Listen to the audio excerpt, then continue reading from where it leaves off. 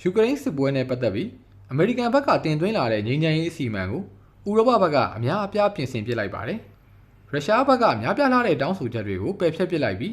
ဥရောပခေါင်းဆောင်တွေဘက်ကတော့သဘောတူညီချက်တစ်ခု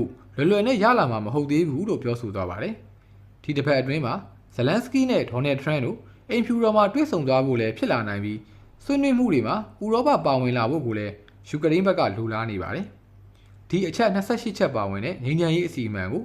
ရုရှားသမ္မတပူတင်ရဲ့အထူးကိုယ်စားလှယ်ခီရေဒီမီထရက်နဲ့ထရန့်ရဲ့ကိုယ်စားလှယ်စတီဝစ်ကော့တို့က